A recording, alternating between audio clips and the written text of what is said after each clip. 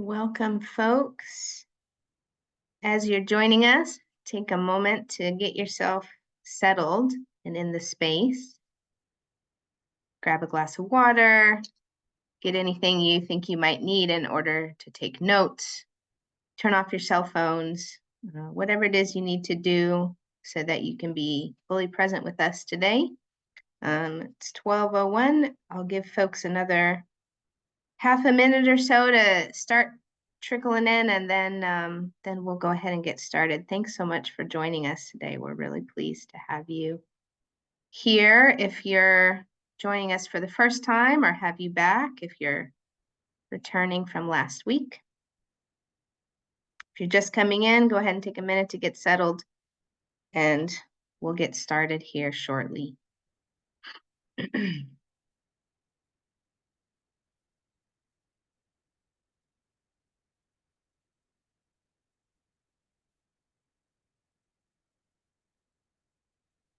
All right, well, thanks everyone for joining us. This is session 2 of 2 of Make Your Land Available for Farming, a webinar series for farmland owners. And our webinar is funded as part of the Land for Farmers project with the Beginning Farmer and Rancher Development Program of the USDA.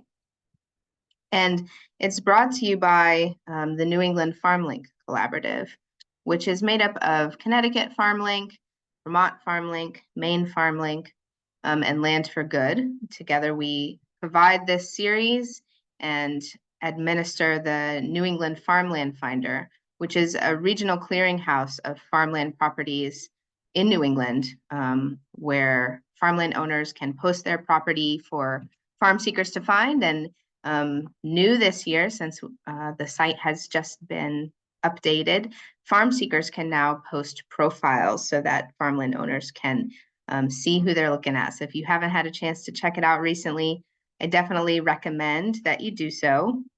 Today I'm speaking to you from the unceded territory of the Abenaki, Wabanaki, and Pennacook peoples, also known as New Hampshire.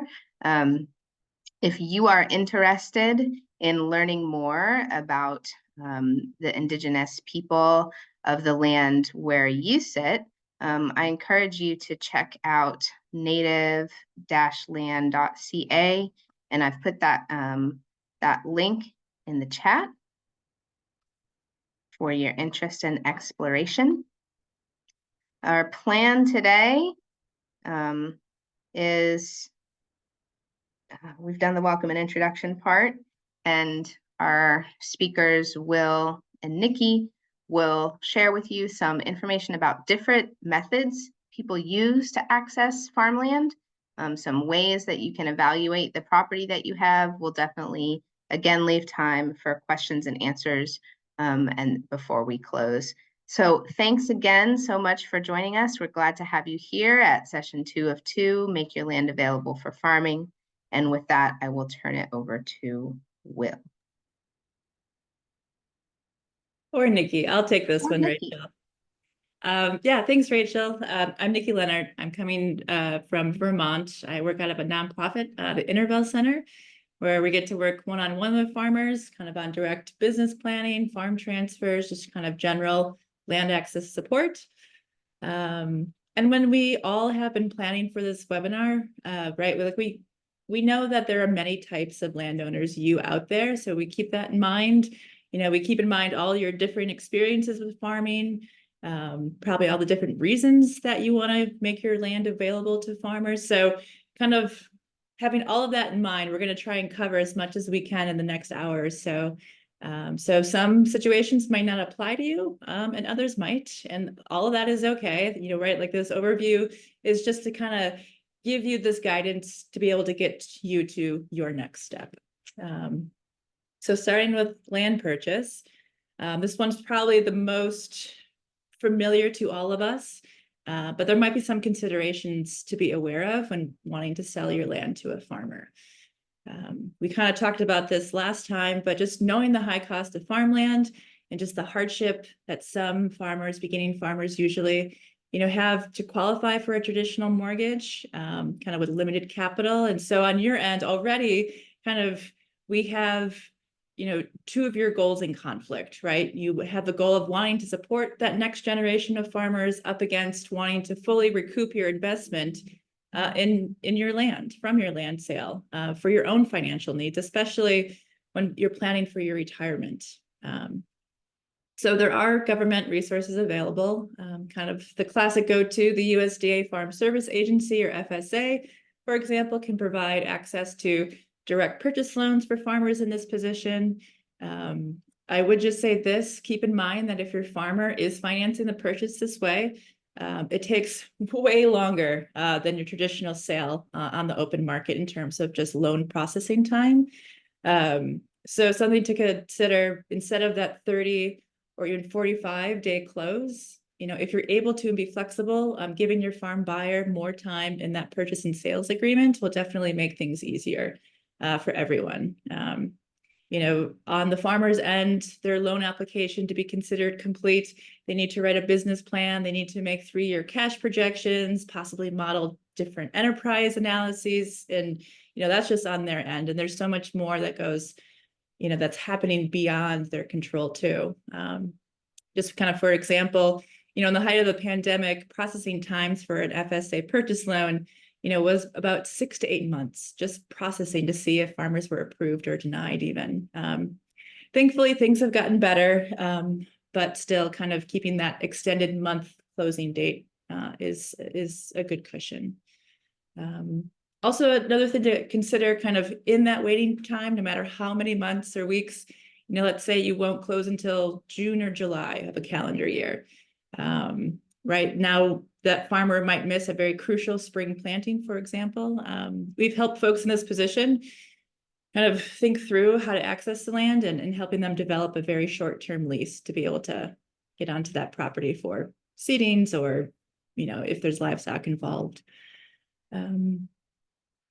You might have heard about conservation or agricultural easements as possibly another way to help you and the farmer balance these goals of affordability.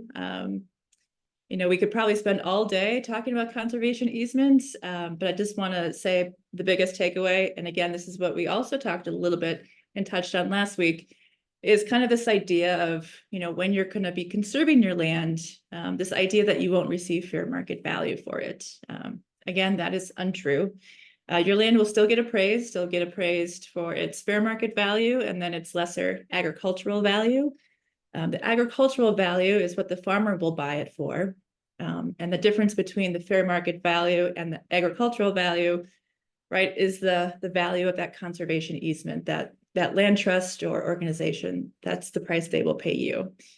So combined, you'll still get that fair market value. When considering this path, definitely working with farm business advisors, that local land trust that you're working with, and the incoming farmer and their plans for the property is very key, because there's so many pieces to kind of discuss and plan and even map out of the property. And it's, as we know, it's a forever decision that stays with the deed. So it's not a light decision. All right, on to farm succession or transfer. Well, talk about another topic we could spend all day and more on are these farm transfers or succession plans.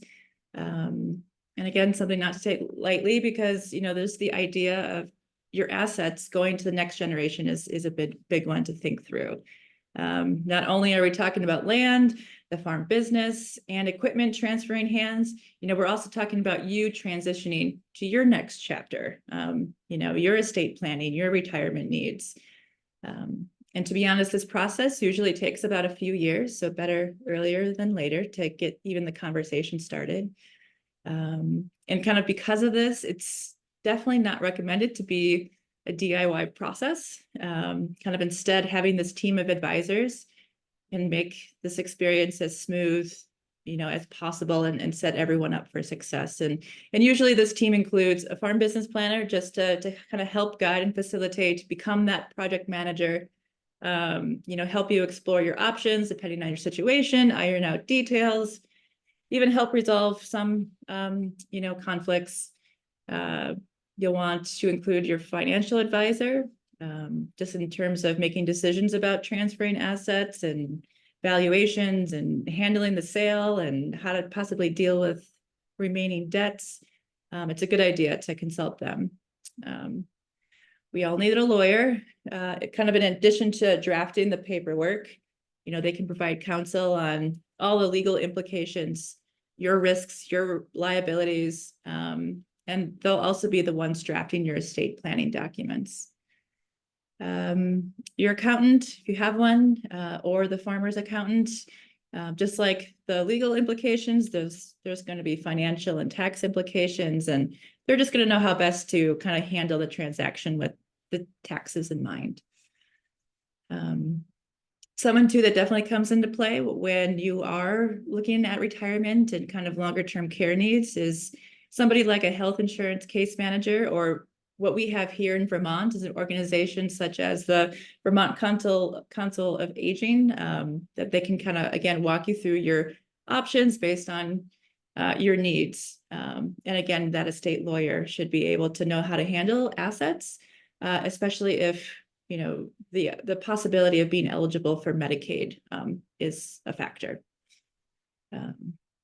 And as much as the farm business planners in the world can support conflict resolution, you know, we can to some degree. And sometimes mediation and other professionals just need to step in, and that's okay. You know, it does happen.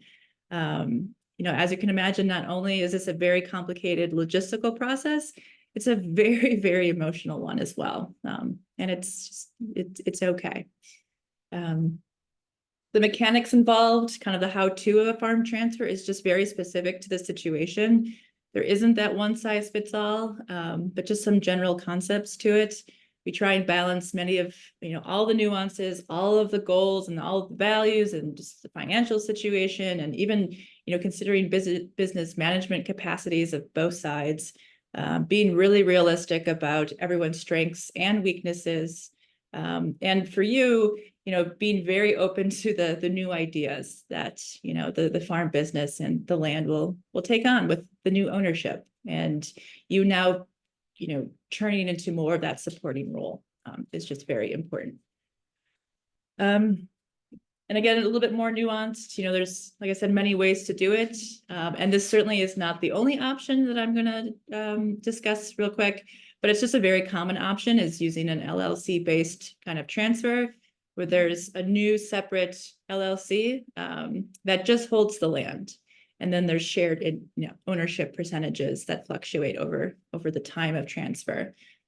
Just that structure allows for very flexible strategizing and just kind of a gradual transfer over time if needed. And I won't get into too much more details on that, but I would say that if you are interested in this path, you know, or just farm transfers in general, feel free to reach out to one of our organizations and we can give you some more one-on-one guidance. All right. My name is Will O'Meara. I'm the Connecticut field agent with Land for Good. Similarly to the Intervale, we work on land access and tenure as well as farm transfer. And I also happen to be a vegetable farmer in northwestern Connecticut in the town of Morris. And so as we jump into this conversation about leasing land, I'm going to do my best to bring in you know, the farmer's perspective so that you as landowners can kind of anticipate what the farmer's needs are in entering into these sorts of arrangements. Rachel, if you could advance the slide, please. So some of the advantages, I think it's worth saying that most farmers in our region lease at least some of the land that they are growing on, and having leases can be much more flexible than owning a piece of land in a number of ways. You know, especially if you're leasing in multiple parcels, you can kind of spread out some risk and, you know, be a bit more adaptable than if you were tied to a property for, you know, 30 or 40 years through a mortgage. It also can free up, you know, capital to invest in equipment, certain infrastructure, machinery, etc., that might more quickly add to the profitability and viability of the farming operation rather than having that capital tied up in the land.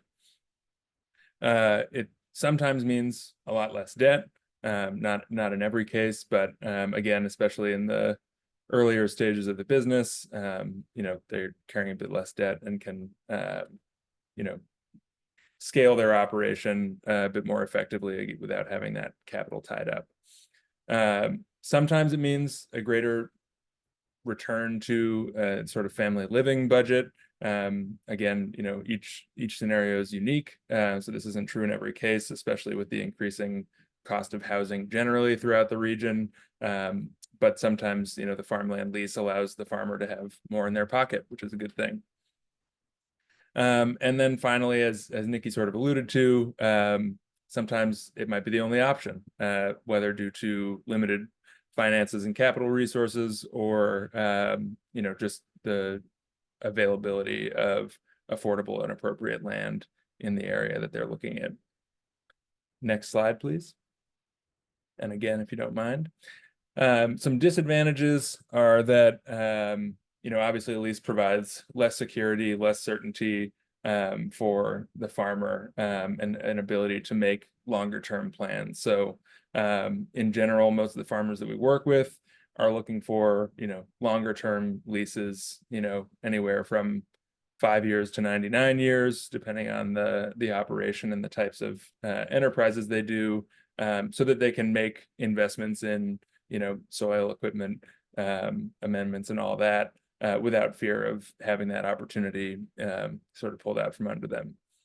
It can be a bit harder to build equity and therefore access financing for some of the other capital improvements they might need. So it's important, I think, for the landowner and the farmer to have an understanding about things like improvements in infrastructure, so that either the farmer can make those confidently over the lifetime of the lease, or be compensated for them if they move on earlier than the anticipated end of the lease.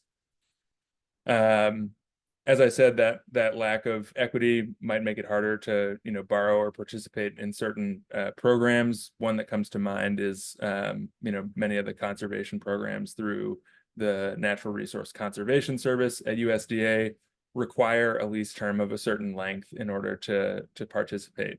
So really important from the landowner's perspective is to understand what some of those programs a farmer might want to participate in, and be willing to negotiate a lease term kind of built around some of those things. And just a few examples of projects that come up quite often in that sort of realm are certain irrigation improvements, things like building high tunnels. There's money for riparian restoration, water management, soil management, cover cropping, all things that you want to be going on your farmland. So I think to achieve both your stewardship goals as a landowner and the farm's business goals, it's really important to collaborate and reach an understanding on that point. And then finally, managing relationships between farmers and landlords can be challenging. I think we talked a little bit last week about sort of differing expectations as far as how farms look, sound, smell, etc., the hours of the day that people are working, and just sort of the overall aesthetics of having a real working farm can be challenging. And it's another relationship to manage. We try and address these things in the lease so that if there are disagreements or expectations, the sort of method for getting through that and mediating those conversations is spelled out clearly so that both parties know what to expect. Next slide, please.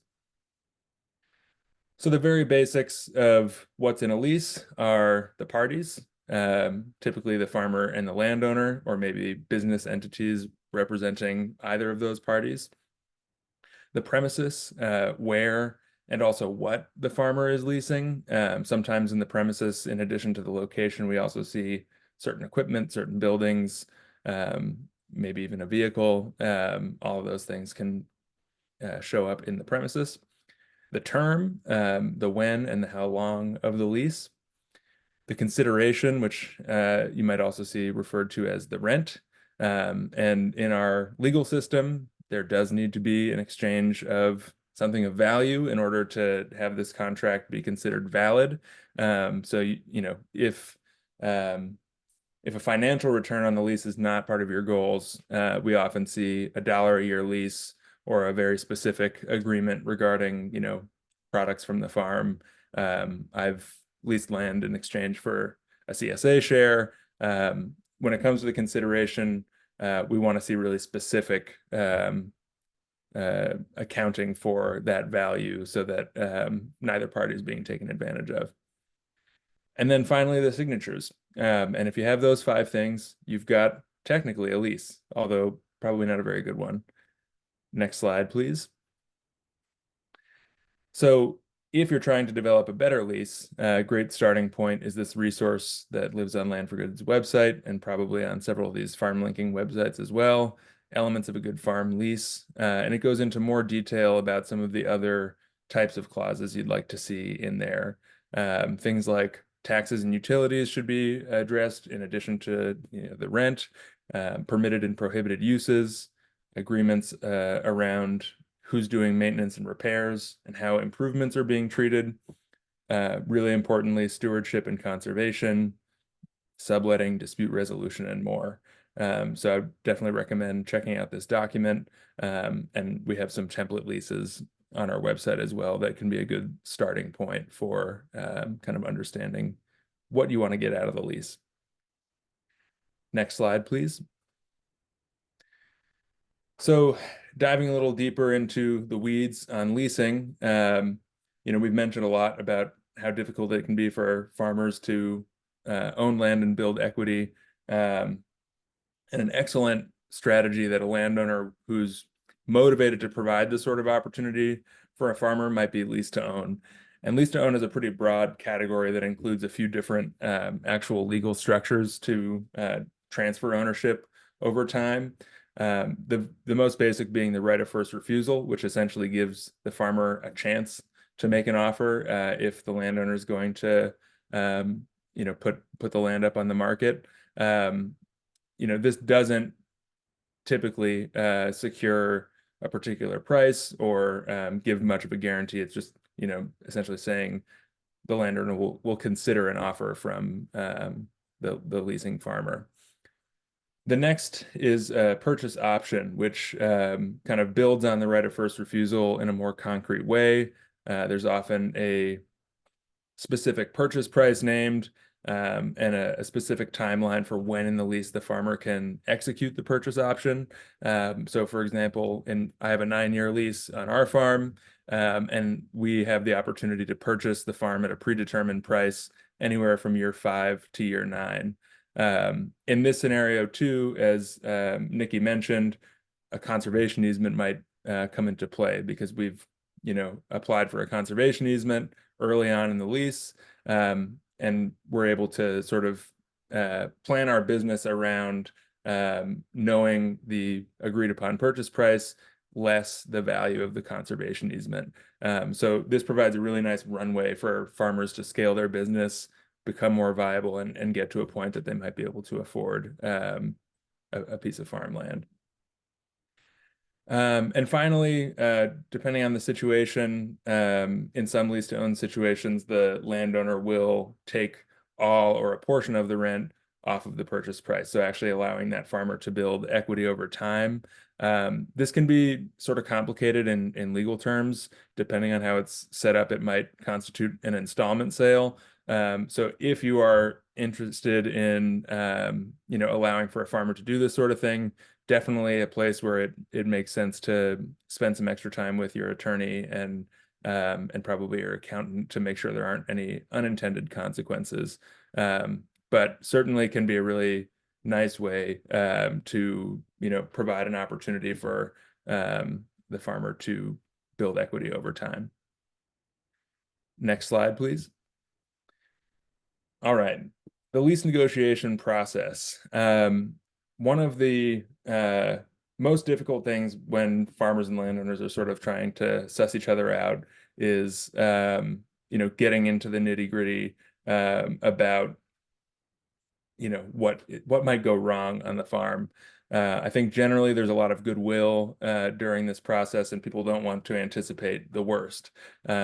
But we find that it's really crucial to get into those more difficult conversations right off the bat. So if things do come up, as I said before, there's some clarity and you can work towards a resolution. So it's important to get into specifics right away. What is necessary, desirable, or optional for each party, and what might be a deal breaker. We'll talk a little bit more about how to look at this later on. And definitely keep an eye out for vague answers. If somebody doesn't have a clear sense of their stewardship practices, their farm management practices, or have a secure kind of marketing plan in place, it might not be a deal breaker, but it might be a sign that one or both parties need to do a little bit more work before arriving at a concrete lease. The other thing that we typically do in the negotiation process is use a plain language lease outline to kind of create that rough draft for a lease. A lot gets lost in legalese, and in most cases, neither party is an attorney. So if you can speak in plain language about what it is both parties want out of the deal, it can help you to get to a clearer legal understanding rather than trying to jump in and get into jargon right off the bat. And we do have a template for this that I can share with all of you if you're interested. And then finally, putting together a formal lease should kind of come from that negotiation of the plain language. Hopefully by that time you've made some compromises if necessary and everybody's on the same page. This is something that Land for Good helps with. There might be others in your area that can help with this lease drafting, but in all cases we recommend that both parties have their own lawyer review it to make sure it holds water and that there's no sort of unintended consequences or surprises. Next slide, please. Question we get all the time is, how do you determine the rent on farmland? It's a really challenging sort of thing to do. We don't have the best data as a region on farmland leases, but where we tend to see things is that for raw land, for the fields that somebody's going to use, we typically see $50 to $100 per acre per year for tillable land. This would include anything like corn silage or large sort of row crop situations, less or even free for pasture and hay land, and then for prime soils where you might have somebody who wants to grow vegetables or higher value specialty crops. You might see $100 to up to $400 a year per acre in either more competitive areas or areas with particularly good natural resources. Adding to that is any farm infrastructure. So that really varies depending on the condition and what it is that's being leased.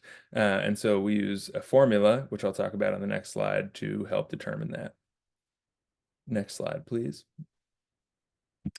So to determine the rate for infrastructure, we use what we call the Dirty Five, which stands for depreciation, interest, repairs, taxes, and insurance. And these sort of are the carrying costs for whatever piece of infrastructure it is that you're leasing out. This can also be applied to the land, but can sometimes get a little trickier to determine. I think the biggest thing for determining rental rates is what do you feel you need as a landowner, and is this realistic for the farmer? The lease is worth nothing if the farmer can't afford it, if you don't have somebody on the land managing it, stewarding it, and all of that. So often there's an expectation that this is going to be a way for the landowner to have some side income, and often there's a disappointment when people realize the going rate is a bit lower. But it's important to acknowledge that having a farmer on the land is ensuring that it is actively managed and stewarded, helping to prevent invasives growing up, keeping fence lines managed, all these things that otherwise would cost you time and money. And it's worth noting too that having active agriculture going on the land often does result in lower property tax assessments through each state's current use program. So if you'd like more information on your state specifically and how that might work, we can definitely direct you in the right place. Next slide, please. And as I said, yeah, what can the tenant afford is really going to be the determining factor.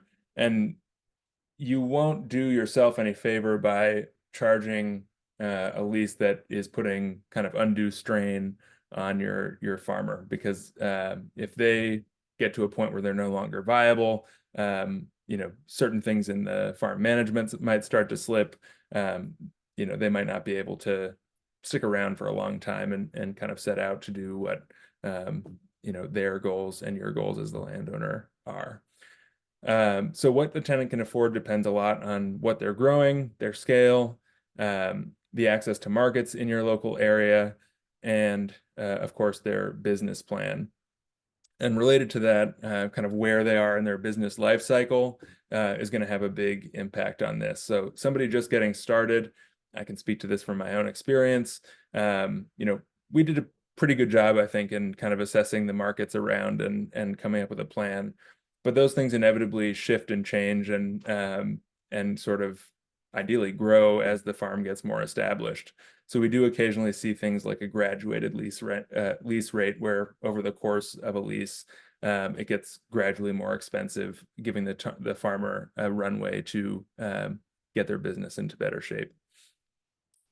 It's also going to depend on their family living and personal budget. So you probably have a pretty good idea of the cost of living in your area, and trying to kind of meet people where they're at can be really helpful. I'm down in Connecticut, like I said. We have some very expensive areas of the state to live in, and it really limits who's able to farm in certain areas, depending on the sort of motives and understanding of the landowners in that area. I was just down visiting a farm in the shoreline yesterday, and one of the biggest hurdles for somebody leasing that land to farm is going to be finding adequate and affordable housing to live in, and that's becoming more of an issue all across our region. So again, just want to emphasize meeting people where they're at and trying to come up with something that works for both you and the farmer is crucial. And just to get a little interactive for a second, I'm curious in the chat if you could come up with some other benefits that leasing farmers might provide for a landowner. We'll take like 30 seconds to give people some time to respond to that.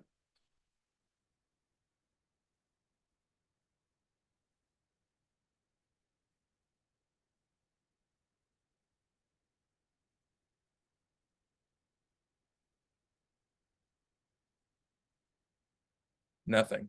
No benefits. Overseer of property, access to food. Great.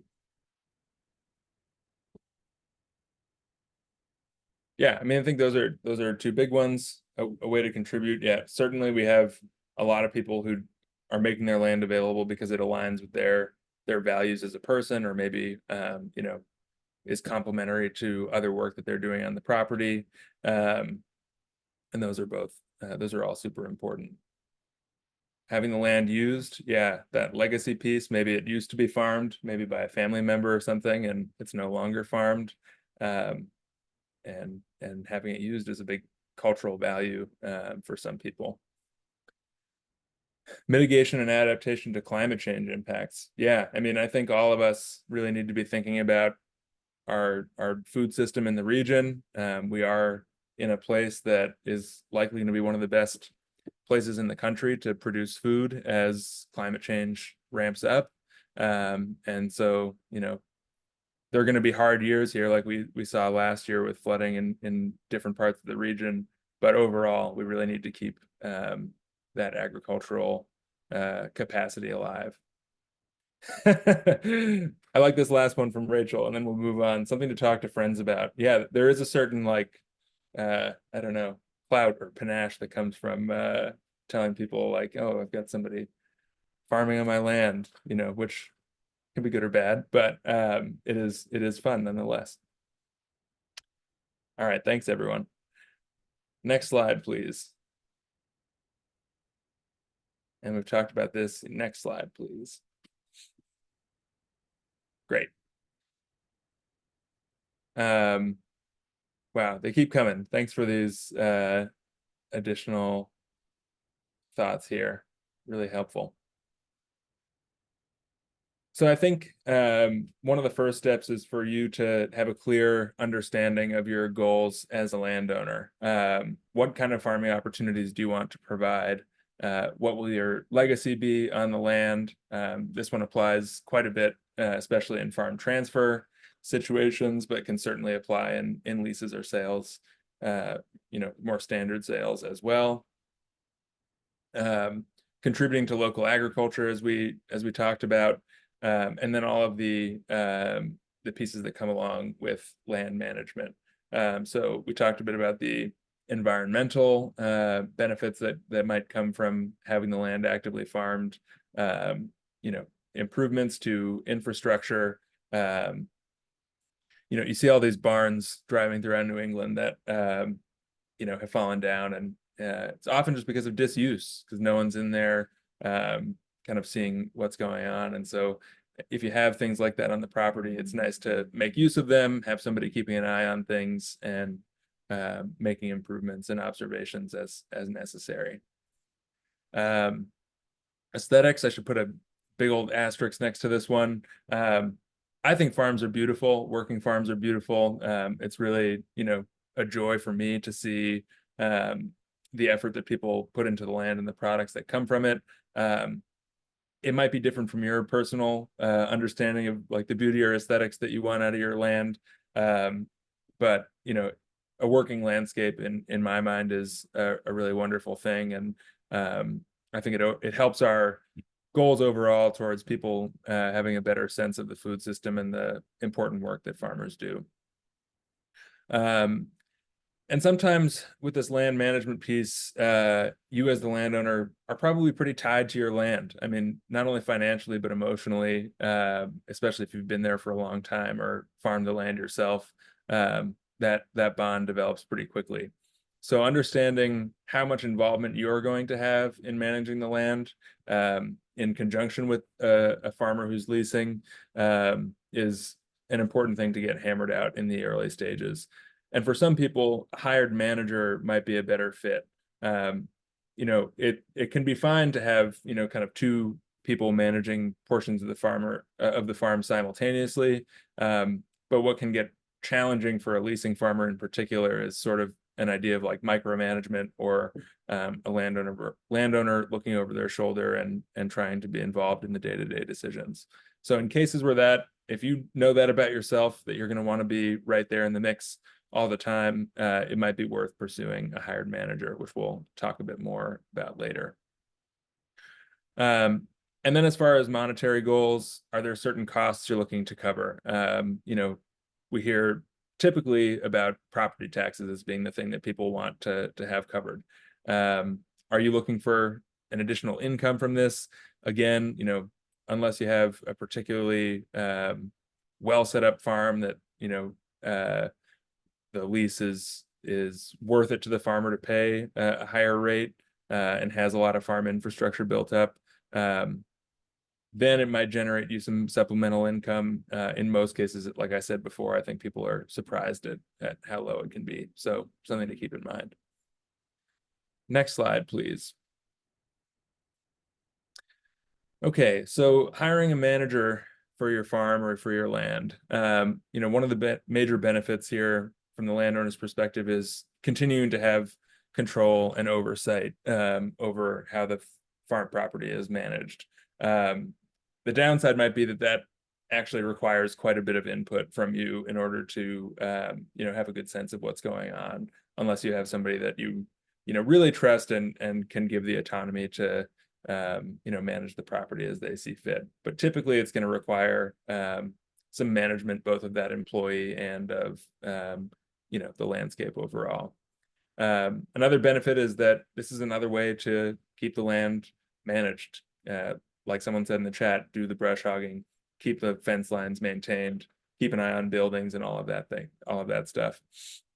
And then this also sets you up to potentially have more of a stake in the revenue generated from any farming enterprises on site. Some drawbacks, you now have an employee to manage, which is hard. Not everyone is really well suited or enjoys managing employees. It comes with some major challenges from time to time. You may also not have the sort of knowledge base that you need to make some of these decisions. So you might have to defer to that employee anyway, or kind of go further afield to gain some of that knowledge to make these decisions. The cost of labor is high, and I think as a culture, we're kind of getting to this point where we understand that farmers and people who manage land are skilled professionals and do a really complex job. So attracting the right people is likely going to be expensive. And with the other costs of farming, the inputs, the equipment, materials, etc., it can make it challenging to turn a profit. So it's something that you'll have to think long and hard about before diving in. And maybe profit's not your goal. Maybe it's just, again, all of these other values that we talked about. But I think requires going with a clear head and maybe speaking with someone like Nikki on the business planning side of things ahead of time to kind of make those decisions with as much information as possible. Next slide, please. Some resources for hiring a manager for your farmland. In the last couple of years, a group of farm workers put together this short guide, Not Our Farm. It's really transparent and sort of blunt look into some of the challenges that farm workers and farm managers on the farms of the scale that are typical in our region face. So I think it's a great place for farm owners and landowners to look if they're considering going down that path. Some other places might be your local cooperative extension, your state Department of Agriculture, farming organizations like Farm Bureau, the National Young Farmer Coalition, Intervale Center, land trusts, etc.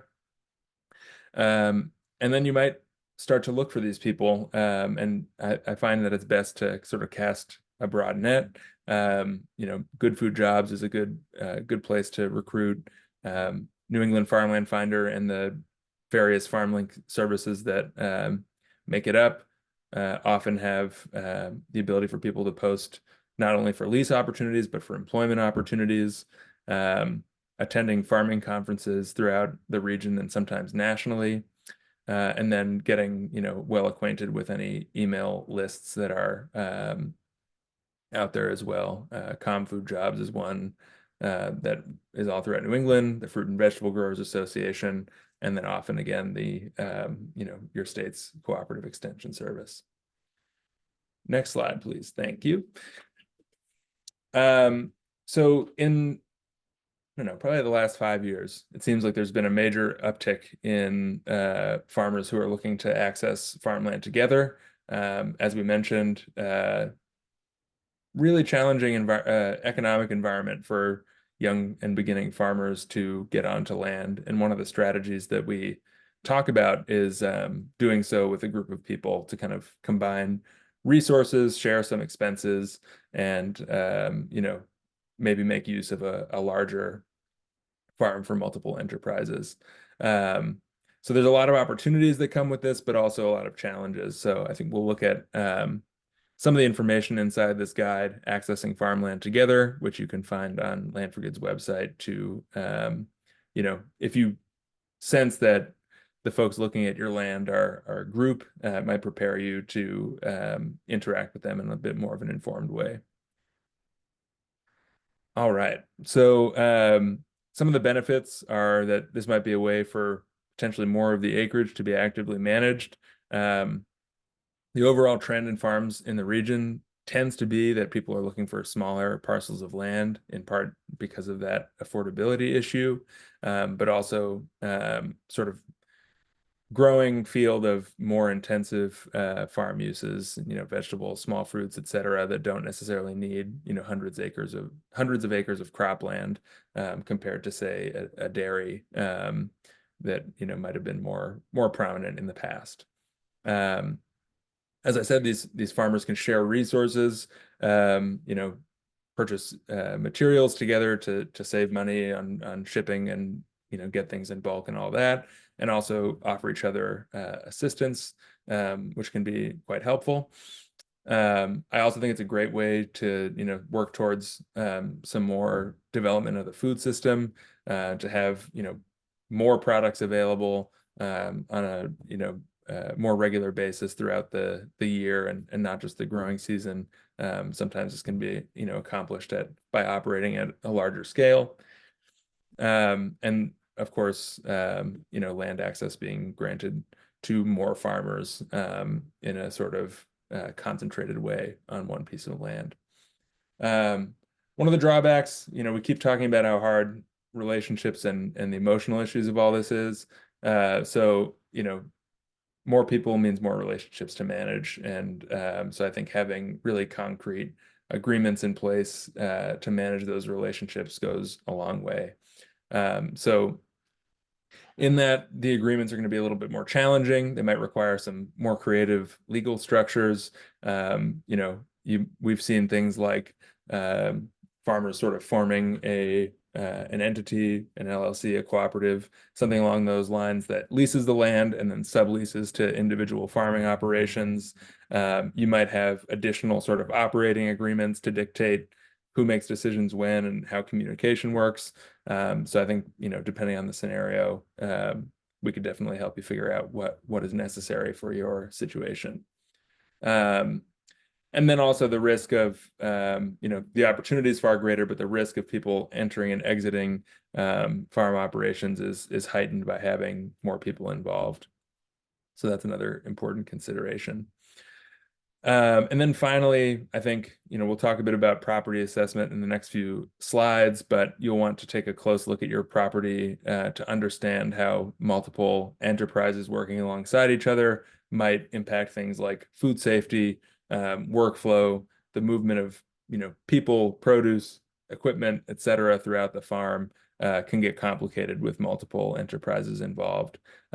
So, there's people out there, I'll name some of them later on, that can help with this sort of assessment. And it's an important step if there's going to be multiple farmers operating together. Next slide, please. So I won't go into too much detail on this slide, but the guide that I just mentioned kind of outlines a few of the different types of groups that might be looking for land, and what some of their different needs might be. And so we have everything from, one farm group, which might be, trying to think of an example. There's a farm that we worked with in Eastern Connecticut that is a vegetable and flower farm, and it's owned by one couple and two other individuals. And so it sort of operates like one farm entity, but with a lot of personalities involved. Moving into the next category, we've got the intentional group, which is, two farmers who say, hey, our operations are complementary in these ways. Let's, go ahead and do this. Moving a bit further, the situational group, this might be a situation where, you've got 30 acres of hay land that you lease to the farmer up the road, and then you've got another, 10-acre field that you're going to lease to a vegetable farmer. They're not necessarily working together by choice, but just because you have something that both of them want to use.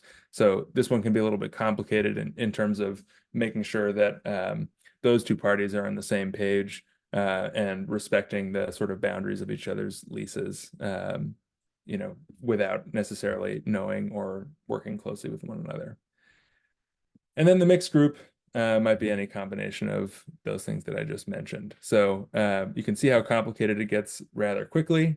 And within all of those categories, there are different structures of ownership or leasing that might be present between groups. So highly recommend checking out that guide if you find yourself in that situation, and always happy to speak more with any of you as needed. Next slide, please. There's a lot of precedent, I think, for this, which, we live in a pretty individualistic era in farming, I think. There's a lot of, the attitude can be from both farmers and landowners, like, this is something you do yourself.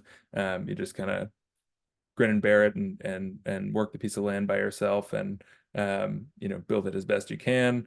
But everything from, Freedom Farm, down in I believe is in Georgia, run by Fannie Lou Hamer, collectivizing a bunch of Black farmers at a time when land access was really challenging for them in the South, to my own farm. That picture was our first year farming on land that was managed by our friend running a pastured livestock operation. You can see the chickens running around as I'm building the greenhouse.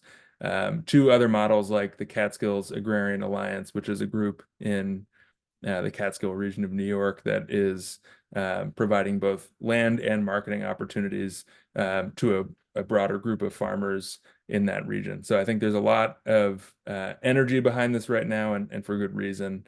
And there are certainly some successful models that you can look at to design something you don't have to start from scratch.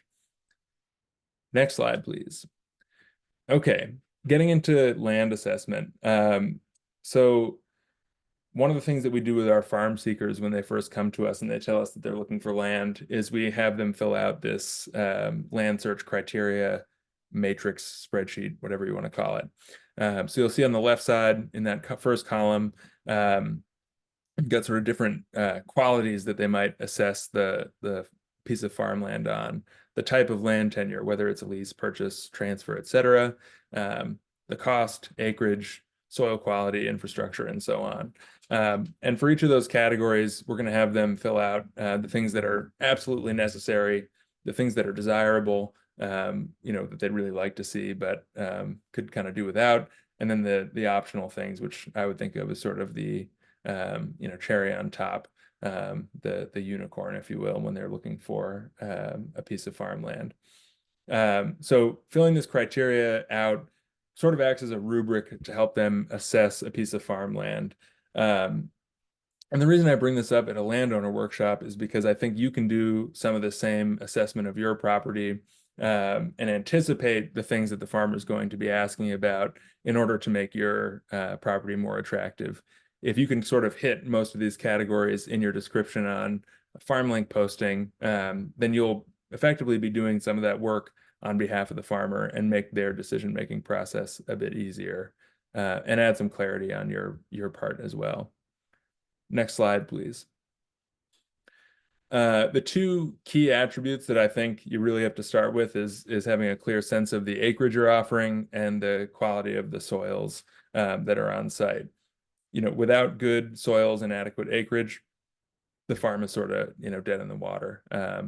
Unfortunately, we have seen situations where farmers get into a lease only to discover the soil is not cut out for what they're doing, or there's a contamination issue or something like that prevents them from doing what they need to do. So always suggest both to the farmers and landowners that this is the starting place.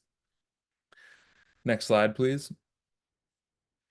And there's some really helpful tools to help you do this. So as far as understanding acreage, if you use Google My Maps, it's probably the simplest tool for getting an approximate measure of acreage online. You can use this little ruler tool that's right below the search bar and select an area and make a really quick and easy acreage map. I really like to see these on FarmLink postings because it, not only measures the acreage, but also delineates the sort of boundaries of the premises that are to be leased or sold. Next slide, please. We do have a walkthrough for this tool available on our website that explains how to use it, how to, save these maps and, make them available to farmers. So check that out if you are unsure. Next slide, please.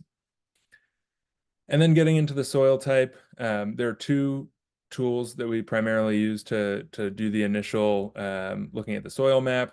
The first is the UC Davis Soil Web. It's quite simple. You put in your address, it brings you to that address and shows you the NRCS map of the different soil types in that area. As you scroll down on the left, you'll see what the soils are composed of, but really importantly, you'll look at things like this farmland class and also the drainage class, which kind of give you an idea of if that soil is suitable for farming. You'll see on this one, it's a little bit hard to make out, but farmland class, not prime farmland for where it's selected, and the soil is well drained. So, you know, this might be workable for a pasture or something, but unlikely to be usable for vegetables or a more intensive use. So there is a lot of help out there to kind of determine what your land is better, you know, best suited towards. I think any of the folks at Land for Good can talk through you with this, as well as you know, people at your local NRCS or USDA office. Next slide, please. And again, we have a walkthrough available on how to use this tool on our website. Great. So how does your property meet a seeker's search criteria? You know, most likely you're not going to hit every single box that they need. So I think what you can expect from the work that we do with land seekers is trying to temper their expectations that they're not going to find everything they need in one place. But, you know, again, just being able to clearly communicate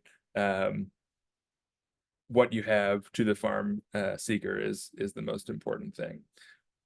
Next slide, please. All right, so evaluating some other location attributes. We've already talked about acreage and soils, but some of the other key things to consider are access and entry to the property. Where can the farmer come in? Where can they drive, park, and store vehicles or tractors and equipment?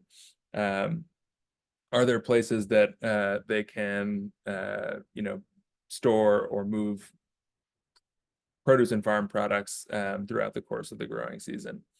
Where you're located also has a lot to do with the visibility of the farm and any associated traffic.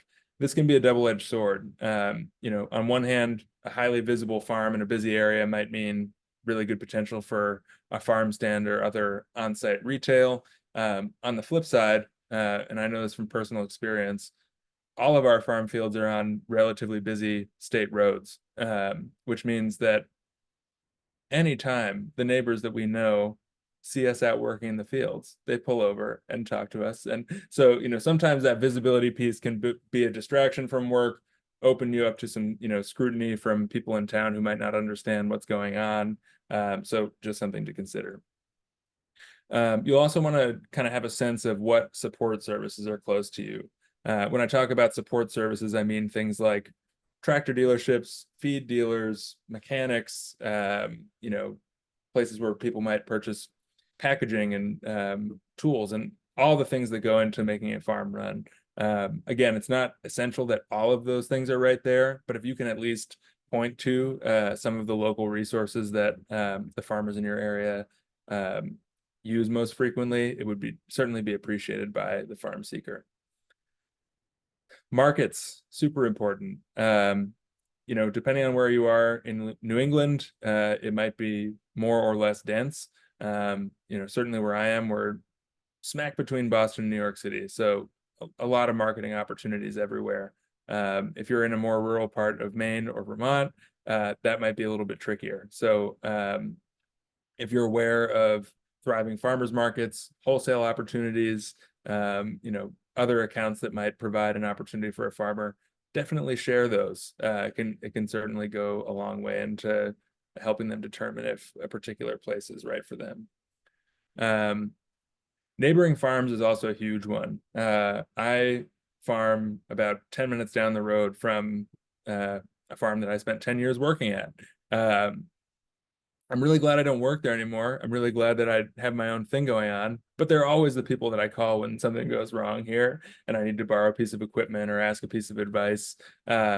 And especially if somebody's coming from, further afield and they don't have those relationships, this is another place where I think a landowner can add a lot of value by introducing, the farmer purchasing, leasing, or being transferred the farm to neighboring farms that can kind of build that community resource amongst each other. And then finally, we've talked a lot about sort of the precarious economic position that farmers, especially beginning farmers, are in, and a lot of people are turning towards different types of agritourism to supplement, the income from products produced on the farm.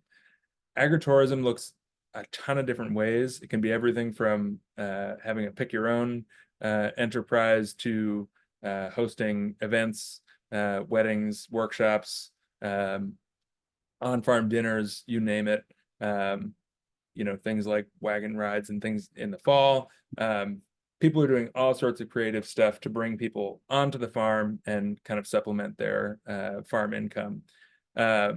Your comfort level with this, bringing people onto the farm is going to be really important to have a sense of, but maybe even more important than that is to understand what is allowed, per your zoning regulations in town.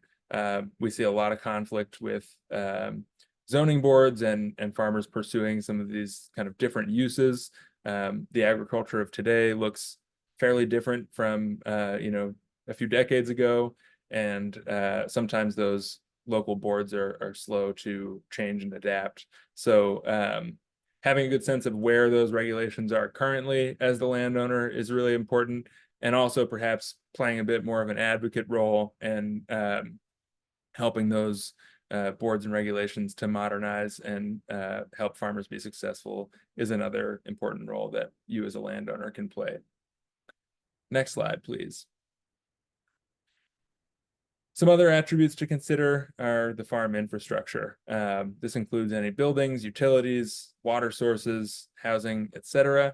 And can be either a tricky or really concrete thing depending on what your farm has. A lot of the barns throughout New England are not the most useful for modern farm operations. Older dairy barns, hay barns, etc. But sometimes there can be changes made to make them more effective. Most farmers at the very least are going to need some covered space to store equipment and materials, and might also need space for walk-in coolers, machine shop, a space for workers to have lunch breaks and a bathroom and that sort of thing. So again, having a clear sense of what you have, what might be available to the farmers, but also what they might be able to bring in or put up in order to meet their needs is really important. And farmers are pretty creative about sort of temporary solutions for these things. So if you're looking at a piece of raw land with nothing on it, I think just being open to different possibilities is really important. And we've talked a bit about climate change. I think one of the things that we're saying to folks more and more is that for almost any farming operation, no matter what it is you're growing, you're going to need a good water source, either for irrigation, watering livestock, running a greenhouse, whatever it is. So taking stock of those natural resources on the farm aside from the soil is super important. And if there is a need for an additional well or what have you, then again, thinking about lengthening the lease term in order to make that sort of investment worthwhile for the farmer or possible through government programs. I'm going to answer this question right away. Thanks for asking this, Lisa. Does anyone use town water to irrigate? I do know of some farms that do this. It can be very, very expensive depending on where you are. So if you have town water, it might be appropriate to use it for certain things. Irrigation might get a little bit costly. But that's really dependent on sort of where you're located and what arrangements you have with the utility.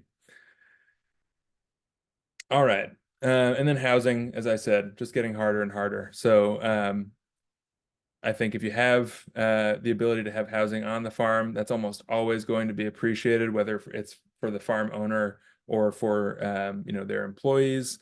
And then also thinking about another conversation to have with your local zoning board is, what's allowed in terms of accessory dwellings, temporary dwellings, things like yurts, RVs, etc. We see all sorts of things that farmers do to make it work, but you'll kind of want to do your due diligence ahead of time to make sure you don't spend the next 6 months in zoning enforcement meetings like I did last year. So another word of personal experience. Just be aware of what those regulations are so you can deal with them as needed. Next slide, please. All right. I'm running up towards the end of my time, so I'm going to sort of fly through these last few property evaluation slides. This is an overview of my farm. I really like to use the Google Maps thing to illustrate this point because I think there's a lot that can be gleaned from it. So this sort of shows a central hub of the farm where our buildings are. You can see the driveway, and you can see kind of where the different flow of products might be. And you can also see that we're on a state road there. Next slide. Zooming out a little further, looking at the soils of the whole farm. Most farms in New England have a variety of different soils that are going to be better or worse for different types of things. So you can see on ours, the green is all the sort of prime farmland. Most of that is right now being managed as pasture. Some of the flatter areas we're using for vegetable production. And then, in the red, we've got some wetter areas of the farm, some wetland on both ends, and quite a few stones too, because we are, up in the Litchfield Hills rather than down in the Connecticut Valley. But having this sort of map available to the farmers so they can kind of understand where those natural resources are present in different places is really helpful. Next slide, please. Zooming out a little further, this kind of shows where we are in town. We live in a small town of 1,800 people, but you can see right off the bat, we've got a couple of farms and a nursery, right there. We're also quite close to an intersection of two state roads, one that runs north-south, the other that runs, basically east-west. So kind of orients you to, what the sort of traffic in that area might be. The other thing you can see in this map is that there are quite a bit of farm fields around us. So, there is potential for maybe leasing or purchasing other farmland that comes up later on if we wanted to expand. And again, just, being aware of some of those other opportunities for other farmers can be super helpful. Next slide. All right, getting into almost the whole state view. In our case, I talked about Connecticut's far more dense than a lot of places in New England. We're quite close to a few major population centers. We do a lot of our marketing kind of basically between Torrington towards the upper left of the map and Bridgeport down in the bottom left, all along that Route 8 corridor. So it's helpful for you to know some of this stuff as the landowner, but I also think it's a nice little tidbit that you can kind of give to the farmer to say, like, where your market's going to be, like, how are you going to move product where it needs to go, what sort of opportunities are there within an hour or 2 hours, etc., of where the farm is located. This will kind of help them have a sense of when they're doing their business planning as it relates to your specific location, what opportunities there might be for them to grow. Next slide, please. Back down at the farm level. Oh, yeah, you can go on to the next slide. I was like, why did I put this in here? The last thing I want to talk about is we talked a little bit about understanding the flow of people, products, and equipment throughout the farm. In the last several years, the University of Vermont Extension has done a lot of work on ag engineering and sort of the wash, pack, and processing side of things. This won't apply to every single situation, but I highly recommend looking at their website, which I can share in the chat shortly.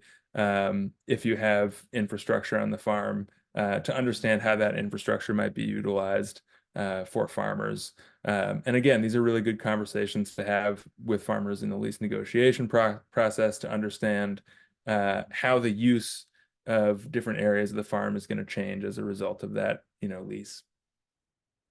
Next slide, please. And people do some really interesting stuff as far as, renovating old spaces. So this is Indian Line Farm, one of the earlier CSA farms in the region down in Williamstown, Massachusetts. Next slide, please. They took this historic dairy barn and jacked the lower floor up, I think 2 feet, to make it usable for their CSA distribution area and wash pack. You can move on to the next slide. You can see a nice bright clean wash pack area, and utilizing a structure that, as I said before, is not really well suited to the farming opportunities of today, but still preserving this important cultural resource in the historic barn. So the reason I put this in here, I doubt many of you as the landowner are going to want to invest, hundreds of thousands of dollars in jacking up the floor of your barn. But there are a lot of funding resources out there for farmers to make some of these improvements. This was paid for by a grant from the state of Massachusetts, from the Department of Agriculture there in Massachusetts. And so I think too, if you have the time, if you have the connections, do a little bit of this research to see if, there might be similar resources available to you in your area. Next slide, please. And this is just a kind of overview of, how they design that space to meet all of their different needs. So, exciting stuff to think, the farms of today are, they're innovative, they're complex, they're running really kind of sophisticated operations. And so, again, just I think being aware of where the overall agricultural industry is heading, and your understanding of how you fit into that as the landowner is really crucial. Next slide, please. That's all I got. We've got a little less than 20 minutes for questions and answers.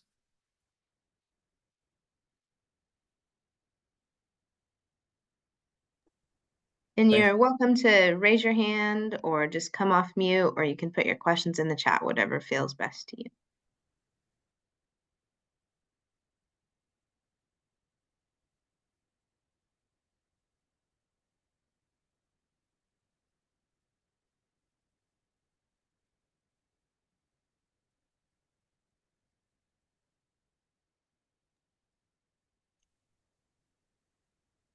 If you have thought about making your land available to a farmer, what are some of the things that have been causing you to hesitate that you might like to ask about?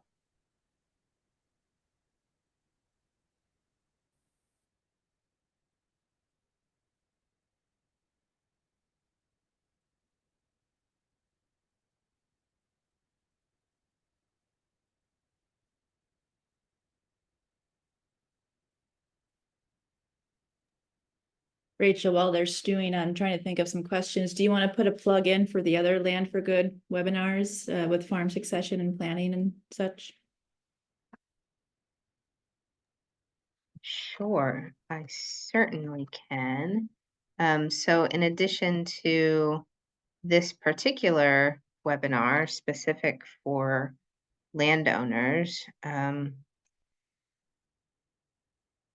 we also offer educational events and resources for folks who are active farmers and thinking about preparing for retirement. And a lot of those are available, like the recordings of those are available on our YouTube channel if you're interested in those videos.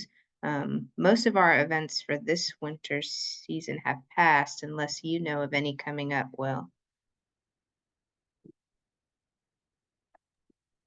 I'm giving a talk at the Connecticut Christmas Tree Growers Association annual meeting on Saturday regarding farm succession, targeted towards that group. But I think farmers are welcome to register and attend that.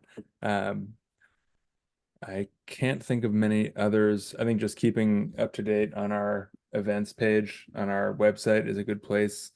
We do try and concentrate many of our workshops in the winter just to, be able to have farmers attend and give us their undivided attention. But in the meantime, happy to, work one-on-one with anyone on their specific issues. Someone said in the chat they're a little hesitant because they feel like they need a lot of infrastructure to make the land ready for a farmer. Do any of you folks, Will or Nikki or Sue, have thoughts or advice for that person? Yeah, you can kind of relate it to almost anticipating, a regular traditional buyer of a home and wanting to make it pretty and perfect for that future buyer and painting the walls a certain swatch. You have no idea their style, aesthetic, or needs. So I think even it's okay to, be truly just transparent and realistic with what you have. And if it's bare land, that's okay. And working with the incoming farmer to kind of establish a plan together to be able to maybe build up that infrastructure and cost share it possibly, and kind of figuring out those details. But almost kind of erring on the side of just waiting to see kind of what the plans are for those farmers would be my recommendation. But at least knowing the major, like if there are major improvements needed, like Will went through, water especially, knowing you might probably have to drill a second well or whatever it may take. That's a good anticipated cost to know. Let's see. Looks like folks are feeling full of information.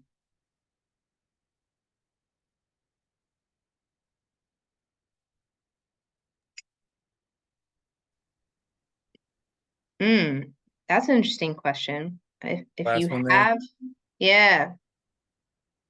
Yeah, I think it's a good idea to separate lease on housing and a lease on the land and farm infrastructure.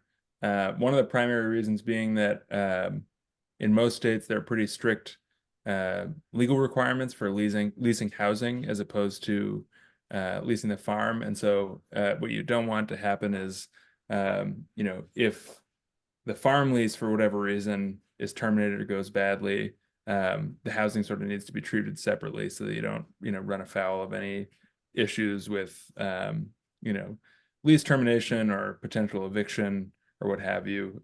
You'll want to kind of design those with your state laws in mind.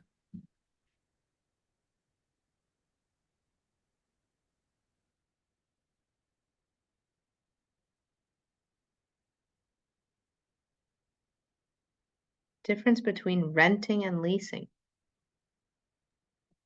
We use those interchangeably, and maybe we shouldn't, but we typically use those phrases interchangeably.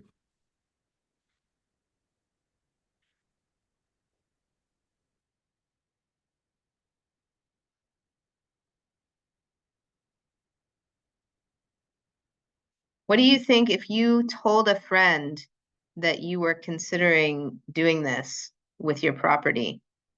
What do you think they might ask you?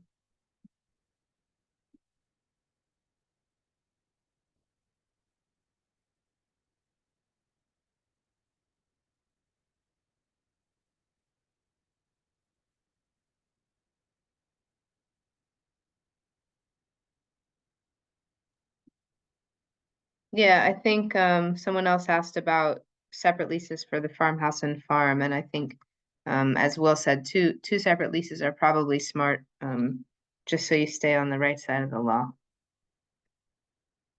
And dealing with to expand on that a little bit too, there's pretty significant differences in how those leases should treat things like insurance and liability.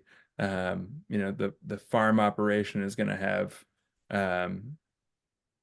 some pretty substantial needs as far as insurance and liability, and renters insurance on an apartment or house is usually a little bit more flexible, a little bit less of a big deal.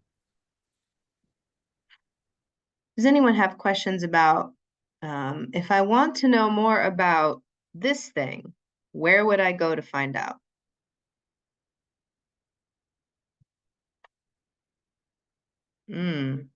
Pump size for a new well.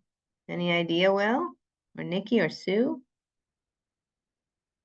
I think it's going to depend a lot on what the intended use of that well is, and I think depth of the well is typically one of the major things that determines the pump size, which you know, whoever the installer is going to probably have a good sense of that.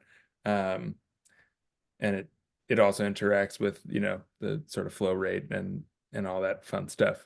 I think once you know what the farmer's intended use is, then, you know, you should be able to communicate that with whoever is actually doing the work to determine the right size pump and also hookup, because, you know, there are different ways that water can come into different spaces, or, you know, use frost-free hydrants and all sorts of stuff like that.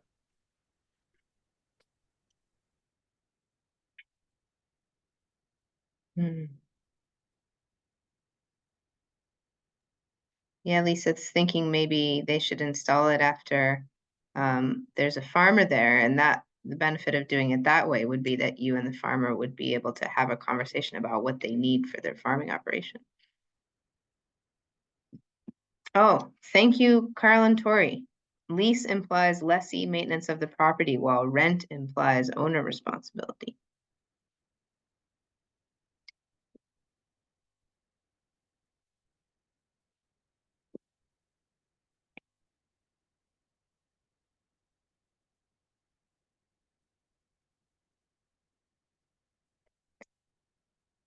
Well, if nobody has any additional questions at this time, I encourage you, if something comes up, reach out to any of us by email, and we'd be happy to help you. If you'd be willing to take a few minutes to give us your feedback, we'd love to hear from you. And thanks again for coming. Thanks, everyone.